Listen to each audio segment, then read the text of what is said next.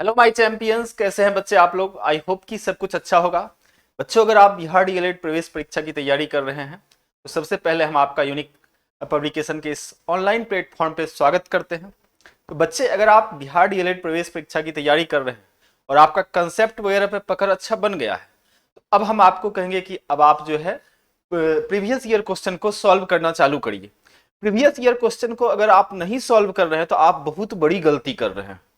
इसलिए जितना जल्द हो आपको प्रीवियस ईयर क्वेश्चन को सॉल्व करने के लिए तैयार हो जाना चाहिए, क्योंकि प्रीवियस ईयर क्वेश्चन को जब आप सॉल्व करेंगे तो फिर आपको एग्जाम का ओवरऑल आइडिया पता चल जाएगा कि एग्जाम में किस लेवल का क्वेश्चन पूछा जाता है। ठीक। और जब तक ये ओवरऑल आइडिया पता नहीं चलेगा तो फिर आप एग्जाम में अच्छा परफॉर्म नहीं कर पाएंगे।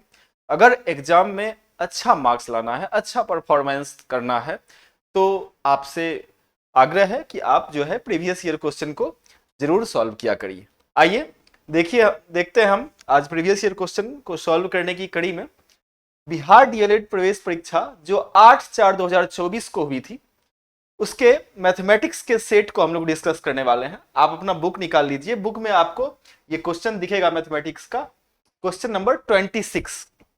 यहां से मैथमेटिक्स का क्वेश्चन है। बारी बारी से हम प्रत्येक क्वेश्चन को डिस्कस करने वाले हैं, तो तैयार हो जाइए हमारे साथ चलने के लिए। चलिए, फर्स्ट क्वेश्चन आपके स्क्रीन पे दिख रहा है। √6 एक संख्या है। √6 कौन सी संख्या है सर? परिमेय तो है नहीं, अपरिमेय संख्या है। कौन सी संख्या है ये? अपरिमेय। ये आपका अपरिमेय संख्या हो गई। चलिए नेक्स्ट क्वेश्चन। यदि p तथा q दो अभाज्य संख्या है तो उसका मौसम मतलब एचसीएफ। दो अभाज्य संख्या का एचसीएफ जो होता है ना, हमेशा 1 के बराबर होता है। किसके बराबर? 1 के बराबर। देखो ना, 2 है अब 5 है, तुमको कहेंगे इसका एचसीएफ निकालो तो कितना होगा सर? 1 होगा। हाईएस्ट कॉमन फैक्टर 1 ही होता है। ठीक। किसी भी दो प्राइम नंबर का फैक्टर अभाज्य संख्या का जो एचसीएफ होता है, हाईएस्ट कॉमन फैक्टर जो होता है, वो किसके बराबर होता है? 1 के बराबर होता है। आइए नेक्स्ट क्वेश्चन पे चला जाए। n के किस मान पर संख्या 4n शून्य होगा? भाई साहब, 4 पे हम कौन सा पावर रखें ताकि शून्य हो जाए? 2 रखेंगे, नहीं होगा सर। शून्य है क्या? नहीं। 4 पे पावर 0 रख देंगे तो भी वैल्यू 1 ही आएगा सर। n पे 4 पे पावर हम इन्फिनिटी रखेंगे तो ये तो इन्फिनिटी ही हो जाएगा सर। यानी 4 पे हम कुछ भी पावर रख दें, निगेटिव ही पावर क्यों ना रख दो, -2 रख दो तो 1/16 हो जाएगा। तो कुछ भी पावर रखें 4 पर, वो कभी भी 0 के बराबर n के किस मान पर संख्या 4 पे पावर n शून्य होगा? तो शून्य कभी भी नहीं होने वाला है।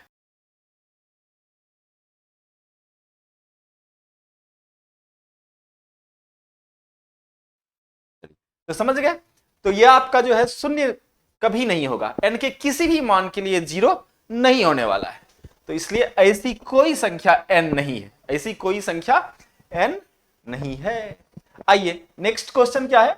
निम्नांकित में कौन बहुपद नहीं है? ये कौन लिखा गया है, मिस प्रिंट है। कौन बहुपद नहीं है?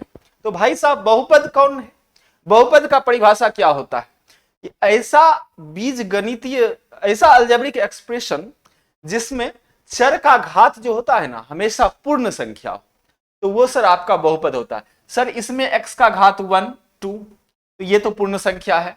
ये भी 2 है, यहां भी घात तो पूर्ण संख्या 1 पूर्ण संख्या। लेकिन यहां सर इसको आप कैसे लिखोगे? x प्लस x पे पावर -1 हो जाएगा ना सर। ये आपका पूर्ण संख्या नहीं है। -1 जो है वो पूर्ण संख्या नहीं है। तो अगर आपके चर की घात पूर्ण संख्या ना हो तो वह बीजीय व्यंजक जो होता है वह बहुपद नहीं होता है बच्चा। तो ये आपका जो है ये बहुपद नहीं है। चलिए नेक्स्ट क्वेश्चन पे चले क्या। यदि बहुपद px के शून्यक अल्फा और बीटा हो तो अल्फा प्लस बीटा क्या होगा? अल्फा प्लस बीटा क्या होता है बच्चा? -b/a होता है। तो अल्फा प्लस बीटा बराबर -b/a, माइनस माइनस +1 बाय 1। तो 1 अल्फा प्लस बीटा का वैल्यू कितना आ गया? आपका 1 आ गया।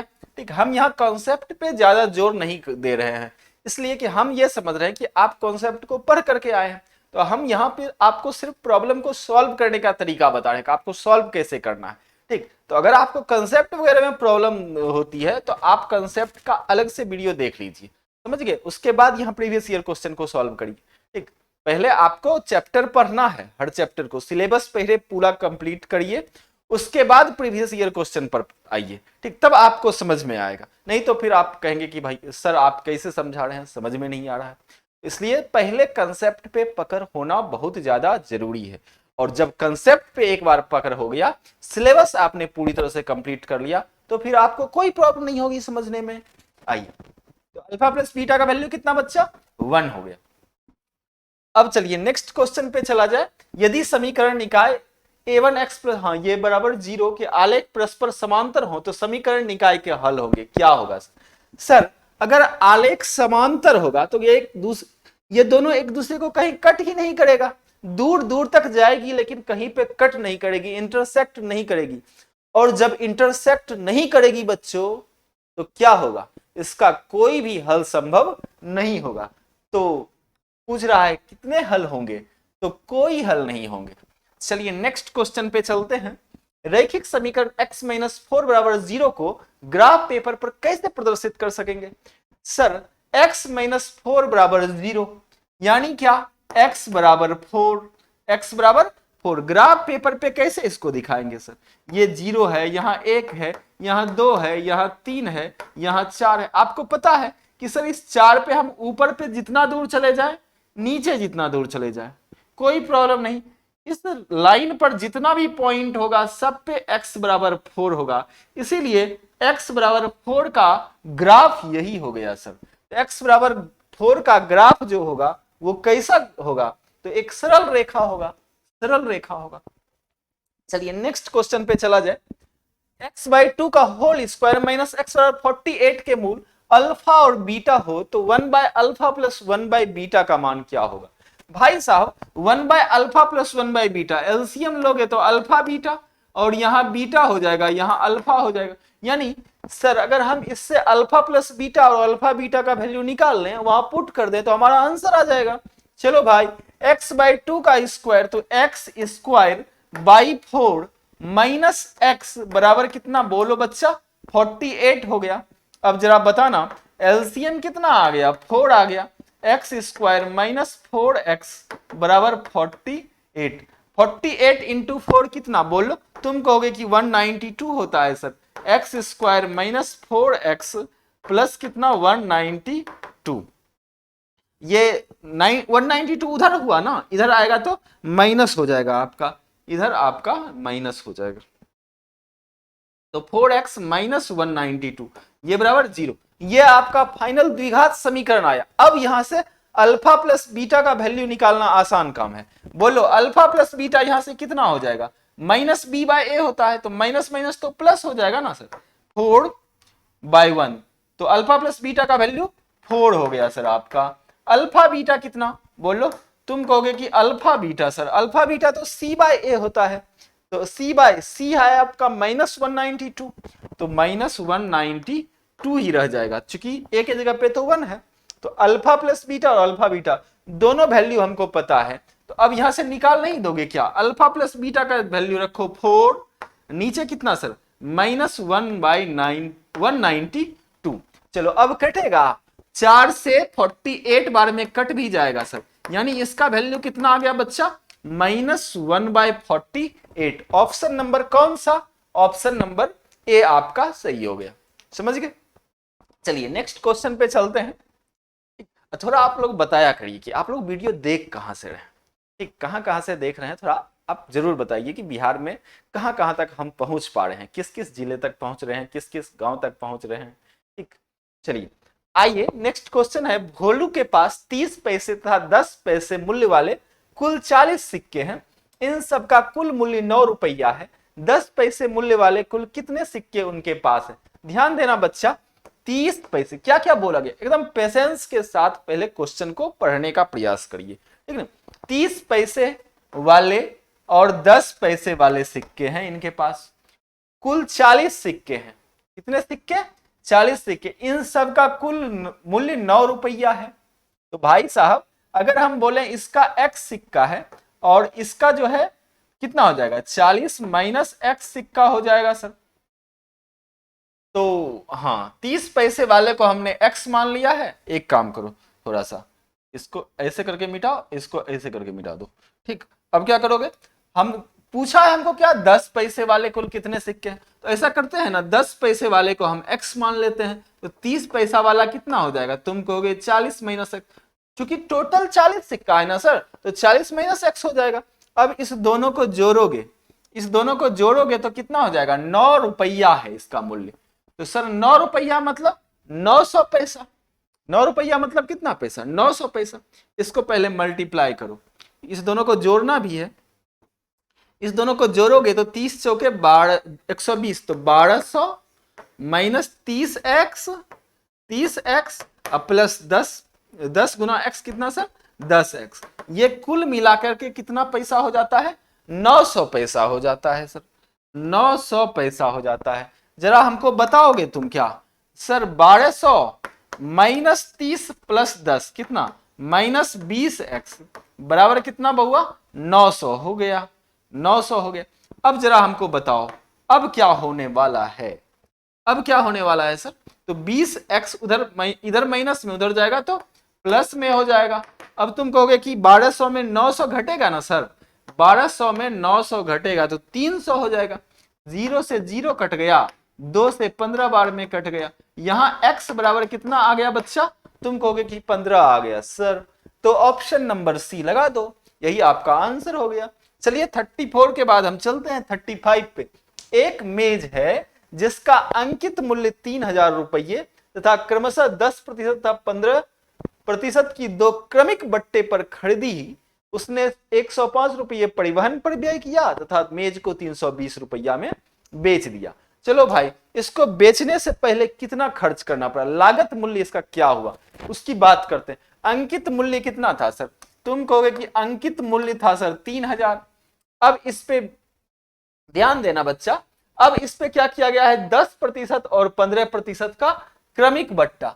भाई साहब 10% का बट्टा दिया गया तो 9/10 जमा करना पड़ेगा इसको सर, फिर 15% का बट्टा दिया गया, तो चलो 15% का बट्टा दिया गया है तो कितना हो जाएगा, तुम कहोगे कि 15% का मतलब क्या होता है सर, 15% का मतलब 5 या 15 20 3/20 होता है, यानी 20 में 3 का छूट, तो 17/20 इसको जमा करना पड़ा होगा ना।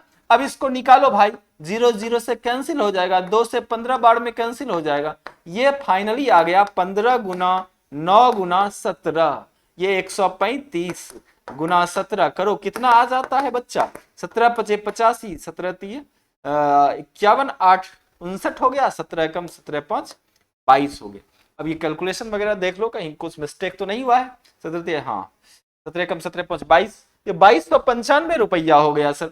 अब क्या बोला है ना, अब ट्रांसपोर्टिंग चार्ज भी लगा है इस पे, कितना रुपया, तुम कहोगे 105 रुपया, तो इसका टोटल कॉस्ट हो गया, टोटल कॉस्ट कितना हो गया, तुम कहोगे 2295 में सर 105 जोड़ना पड़ेगा, इसको मिटा देते हैं, इसको आपका मिटा देते हैं, इसकी तो कोई जरूरत नहीं है।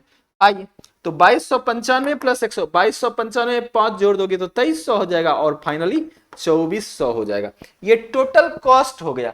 और बेचा कितने में 3200 में, ये आपका सीपी हो गया, और एसपी कितना सर 3200, लाभ पूछ रहा है तो 2400, 3200 में 2400 घटा दो तो लाभ हो गया, प्रॉफिट कितने का हो गया बोलो, तुम कहोगे कि प्रॉफिट जो हो गया ना सर 800 का हो गया, तो प्रॉफिट परसेंट कहता है निकालने के लिए 800 बटे कितने में प्रॉफिट हुआ है 2400 में ना प्रॉफिट हुआ है सर 2400 में, तो लाभ प्रॉफिट परसेंट जो निकलेगा 800 बटे 2400 गुना 100, तो ये आपका 00 से 00 कैंसिल, 8 या 24, ये तो सर 100/3 आ गया, 100/3 मतलब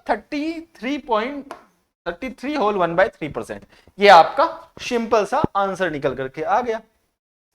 नेक्स्ट क्वेश्चन पे चला जाए 36 पे, एक पंखे 1900, ये बहुत अच्छा सवाल है, इसको भी थोड़ा एकदम पेशेंस रख करके आपको समझना पड़ेगा सर। 1940 रुपये का दाम अंकित है, यह 420 रुपये के तुरंत भुगतान पर 3 मासिक तुरंत भुगतान था 3 समान मासिक किस्तों में उपलब्ध है। यदि किस्त योजना में 16% का वार्षिक ब्याज लिया जाता है तो प्रत्येक किस्त की राशि। अच्छे से समझना कितना अंकित है, तुम कहोगे 1940 अंकित है, इसमें 420 दे दिया, तो अब कितना देना पड़ेगा, तुम कहोगे 1520 देना पड़ेगा सर। 1520 देना पड़ेगा, लेकिन उसको क्या किया है ना, 1520 तुरंत नहीं दिया है, क्या किया है, तो 1520 को किस्त में दिया है। तो सर जितने दिनों में दिया होगा तो उस उतने दिन का ब्याज भी तो देना पड़ेगा, तो तू तुरंत दे देता तो ब्याज नहीं देना पड़ता, लेकिन 3 महीने में दिया है तो उस 3 महीने का टोटल ब्याज भी ना देना पड़ता इसको। तो अब टोटल इसको देना कितना पड़ेगा, हम देय राशि निकाल लेते हैं। देय राशि कितनी देनी पड़ती इसको सर, कितनी देनी पड़ती जरा बोलो। तो देय राशि हमको निकालना है, तो कितनी देनी पड़ती, तुम कहोगे कि 1520 तो देना ही पड़ेगा सर, और क्या देना पड़ेगा, इसका ब्याज देना पड़ेगा 1520 का, गुना कितना परसेंट है, तो 16% है रेट, और कितने महीने में, 3 महीने। लेकिन सर ये 16% जो है ना, ये वार्षिक दर है, वार्षिक दर, तो आपको 12 से भाग देना पड़ेगा ताकि ये किस में बदल जाए, आपका मासिक में बदल जाए।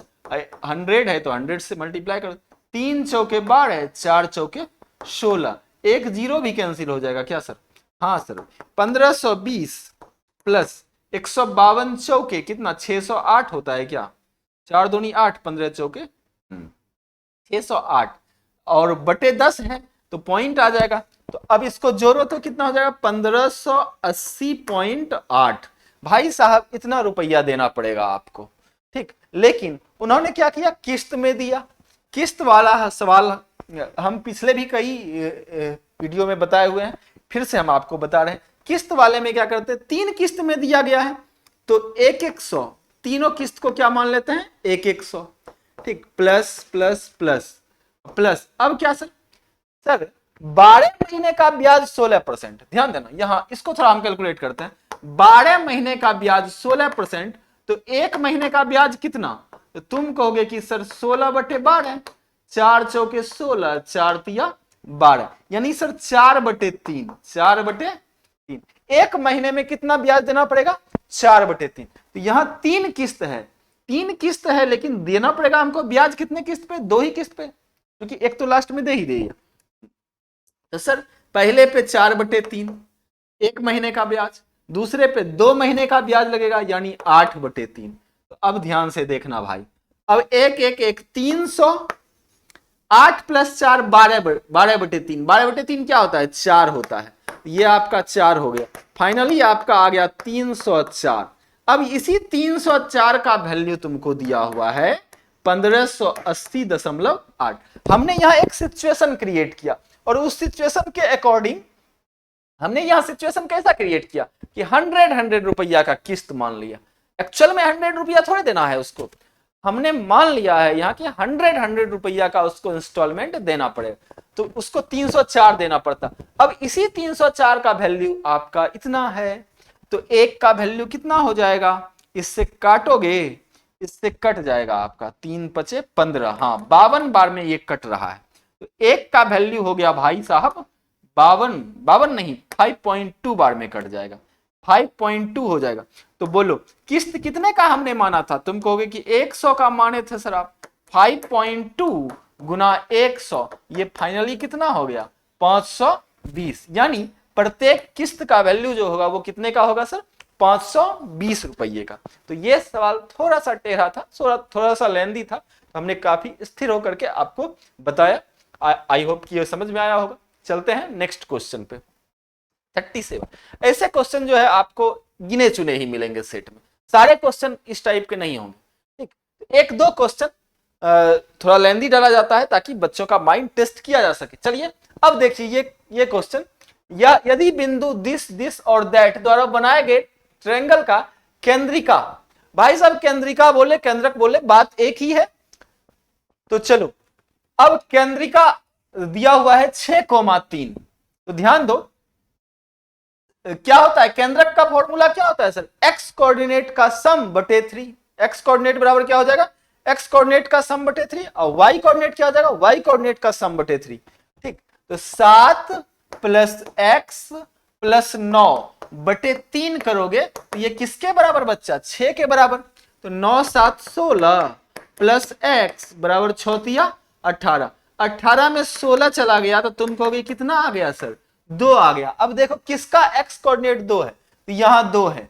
क्या मैं सर इसको लगा करके निकल सकता हूं, नहीं निकल सकते हो, क्योंकि यहां एक ऑप्शन ये भी है कि इनमें से कोई नहीं। हालांकि ये जनरली नहीं होता है, होगा तो यही, फिर भी हम करके देख लेते हैं।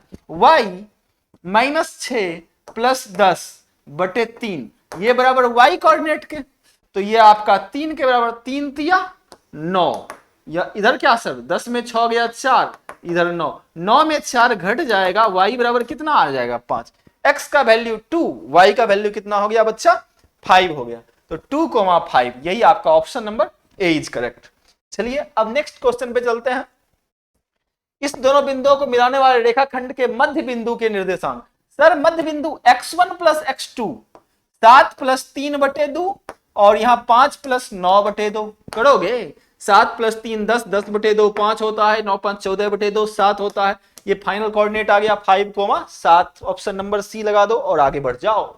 ये क्वेश्चन बहुत अच्छा क्वेश्चन है सर, अच्छे से देखना बच्चा, ध्यान से देखना। इसमें तुमको x का वैल्यू पूछा हुआ है, तुम क्या करो इस ABDE के पैरेलल जो है एक यहां से लाइन ड्रॉ कर दो। हमें ड्रॉ कर दिया, चलो अब ड्रॉ कर दिया था, हमको ये निकालना है। तो ध्यान दो सर, ये समांतर इसके है, तो एक ही ओर के अंतः कोणों का योग कितना होता है 180 होता है, 140, ये 40 हो गया।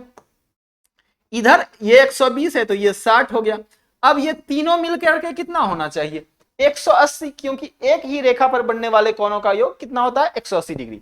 तो 60 जोड़ 40 100, बच गया कितना, तुम कहोगे 80, तो x का वैल्यू हो गया तुम्हारा 80 डिग्री।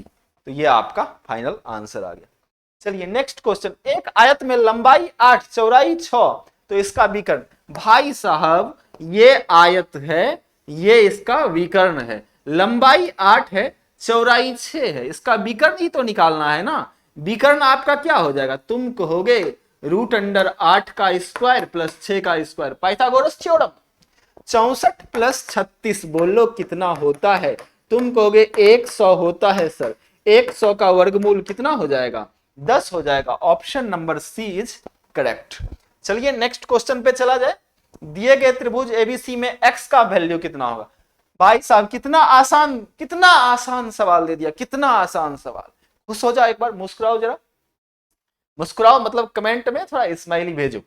चलिए अब यहाँ 70 प्लस 90 प्लस 70 है, किसी भी तरह से तुम निकाल सकते हो, या तो ये निकाल दो, यही बराबर ये हो जाएगा। शीर्षाभिमुख कौन है सर, तो 70 प्लस 90 कितना 160, 160 में 20 जोड़ेंगे तो 180 हो जाएगा, यानी ये 20 हो गया सर, तो ये भी 20 हो गया। x का value 20 degree. Option number B is correct. चलिए नेक्स्ट क्वेश्चन पे चलते हैं। त्रिज्या r के साथ एक सर्कल का क्षेत्रफल क्या होता है, πr² होता है सर। Option number A. यदि दो गोलों की पृष्ठीय क्षेत्रफल 16:9 के अनुपात में है तो उनके आयतन का, देखो पृष्ठीय क्षेत्रफल का अनुपात जो होता है r1/r2 का होल स्क्वायर, और आयतन का अनुपात जो होता है वो r1/r2 का होल क्यूब हो जाता है। ये चीज याद रखना, किसी भी गोले की बात किया जाए अगर तो याद रखना, किसी भी गोले में पृष्ठीय क्षेत्रफल का अनुपात जो होता है r1/r2 का होल स्क्वायर, और आयतन का अनुपात जो होगा वो r1/r2 का होल क्यूब होता है। चलिए सर ये तो 16/9 दिया हुआ है सर, 16/9 यानी 4/3 का स्क्वायर हो गया ना बच्चा। तो r1/r2 कितना आ जाएगा बोलो 4/3। अब इसी 4/3 का तुम यहां क्यूब नहीं कर दोगे क्या, 4 का क्यूब 64 होता है, 3 का क्यूब 27 होता है। Option number B is correct. चलिए नेक्स्ट क्वेश्चन पे बढ़ते हैं। जिसकी निश्चित लंबाई हो उसे कहते हैं, रेखा की निश्चित लंबाई होती है क्या, नहीं, उसको सर अनंत तक बढ़ाया जा सकता है तो उसकी निश्चित लंबाई नहीं होती है। किरण की भी निश्चित लंबाई नहीं होती है, ये भी बढ़ते रहेगी। एक रेखाखंड की लंबाई निश्चित होती है। नेक्स्ट क्वेश्चन पे बढ़ा जाए। यदि किसी आंकड़े के लिए सिग्मा एफ बराबर 40 और सिग्मा एफ एक्स बराबर 200 तो उस आंकड़े का माध्य, सर माध्य का फॉर्मूला होता है सिग्मा एफ एक्स बटे सिग्मा एफ। तो ये तो ऊपर 200 नीचे पे 40, 200/40, तो 40 बचे कितना बहुआ 200। तो ये ऑप्शन नंबर सी आपका आ गया 5। नेक्स्ट क्वेश्चन, किसी आंकड़ा के लिए माध्य 5 माध्यक 6 बहुलक क्या होता है? तो बहुलक का फॉर्मूला तुमने पढ़ा और नहीं पढ़ा तो अभी पढ़ लो। 3 गुना माध्यक माइनस क्या होता है बच्चा 2 गुना माध्य होता है सर। तो 3 गुना माध्यक कितना, माध्यक आपका 6 है माइनस माध्य कितना बाबू 5, 3 छके 18, 2 पंचे 10, 18 में 10 चला गया, बोलो बउआ 8 हो गया सर। तो option number A is correct. चलिए 47 पे चलते हैं। किसी सममित आवृत्ति वितरण के लिए एकदम याद रखो इसको, माध्य बराबर बहुलक बराबर माध्यक हो जाता है। सममित आवृत्ति यानी इक्वल इंटरवल वाले की बात कर रहा है। अगर इक्वल इंटरवल वाला आपका डेटा है तो उसमें माध्य बराबर बहुलक बराबर माध्यक हो जाता है। नेक्स्ट क्वेश्चन पूछा, क्या पूछा है सर 10a इंटू 10b का मान। अब देखिए इस क्वेश्चन को थोड़ा आसान तरीके से बनाने के लिए हम आपको सिखा रहे हैं।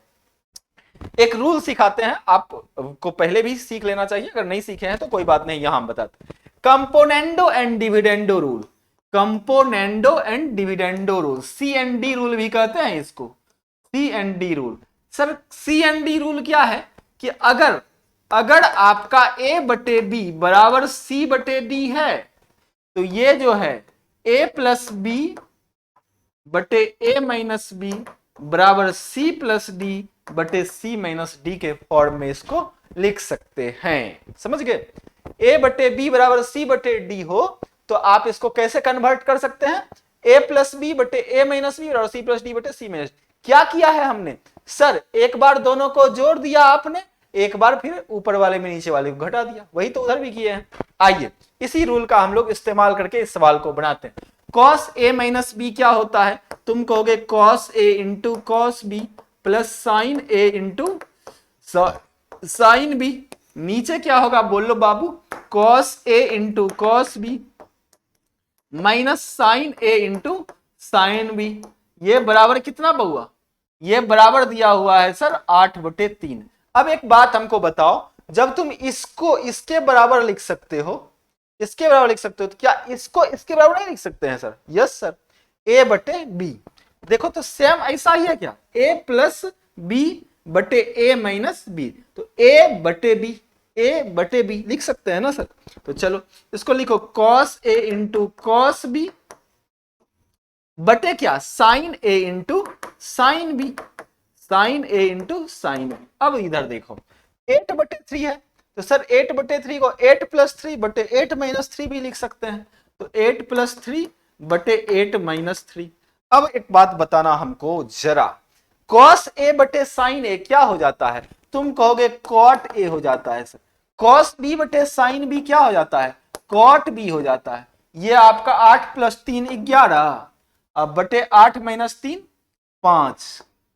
अब इसी का cot A का उल्टा कितना tan A, cot B का उल्टा कितना tan B। सर आप इधर जब पलट दिए तो इधर भी पलट दीजिए, तो ये भी आपका 5/11 हो गया। तो ऑप्शन नंबर कौन सा, ऑप्शन नंबर ए आपको दिख रहा है 5/11 है, तो यही इसका आंसर हो गया। चलिए सेकेंड लास्ट क्वेश्चन है 49। हाँ ये क्वेश्चन काफी अच्छा है, इस क्वेश्चन को थोड़ा ध्यान से देखना बच्चा। ये अगर तुम सॉल्व करने लगोगे एग्जाम हॉल में तो काफी लंबा टाइम लग जाएगा। ये क्वेश्चन फिक्स्ड पैटर्न पे क्वेश्चन है, इसको आज हर कॉम्पिटिटिव एग्जाम आजकल पूछ रहा है। इसमें ध्यान देना, ये 10 का सीरीज तुमको दिख रहा है, 9 है 27 है 63 है 81। जब भी ऐसा सवाल आए तुम चेक करना पहले वाले और आखिरी वाले का सम, फिर बीच वाले का सम। तो अगर पहले और आखिरी वाले का सम 90 आ रहा है, फिर बीच वाले का भी सम 90 आ रहा है, तो तुम देखना कि उसमें कितने टर्म हैं, उस सीरीज में कितने टर्म आए हैं। तो 1 2 3 4 जितना टर्म आएगा उतना ही आंसर हो जाएगा। Option number C is 4। ये फिक्स्ड पैटर्न का सवाल है, एकदम याद कर लो इसको। जब भी ऐसा क्वेश्चन आए बस पहले वाले और अंतिम वाले का सम देखना, फिर बीच वाले का सम देखना। अगर वो 90 आ रहा है तो उसका आंसर क्या होगा, नंबर ऑफ टर्म के बराबर हो जाएगा। चलिए नेक्स्ट क्वेश्चन पे बढ़ा जाए 50 नंबर। यदि cot a माइनस बी बराबर 1 एवं cos a प्लस बी बराबर 1/2। अरे भाई साहब, cot a माइनस बी, तो a माइनस बी का वैल्यू कितना हो जाएगा बोलो तो? cot कितना बराबर 1 होता है? तुम कहोगे कि cot 45 डिग्री बराबर 1 होता है, तो a माइनस बी बराबर आपका आ गया 45 डिग्री। और cos कितना बराबर 1/2 होता है सर? cos 60 डिग्री बराबर 1/2 होता है। ठीक, तो यानी a प्लस बी बराबर आ गया 60 डिग्री। अब हमको निकालना क्या है? b निकालना है। b निकालना है तो माइनस कर दो, b निकालना है तो इसको 2 में 1 को, ये 2 है आपका, ये आपका 1 है, तो 2 में 1 को माइनस कर दो, तो a में a घटेगा, खत्म कहानी। b में माइनस b घटेगा, तो बोलो हमने क्या किया? 2 में 1 को माइनस कर दिया, a में a घट गया तो कहानी खत्म। फिर b में माइनस b घटाओगे तो 2b हो जाएगा ना बच्चा। 2b बराबर इधर 60 में 45 घटा दोगे, तो 60 में 45 घटा दोगे तो 15 हो जाएगा। b बराबर कितना आ गया बच्चा? 15/2। Therefore b is equal to 7.5 degree. Option number है क्या 7.5 डिग्री? हाँ 7.5 इसी को बोलते हैं बउआ, 7.1/2 को ही 7.5 बोलते हैं। चलिए ये 50 नंबर क्वेश्चन था। अब यहां से खत्म कर देते हैं इस सेट को। तो ये सेट काफी अच्छा, काफी बैलेंस्ड सेट था। ठीक, थोड़े सवाल अच्छे थे, थोड़ा सवाल आसान भी था। ठीक, तो आपको लगा होगा कि नहीं कुछ इसमें सीखने को मिला।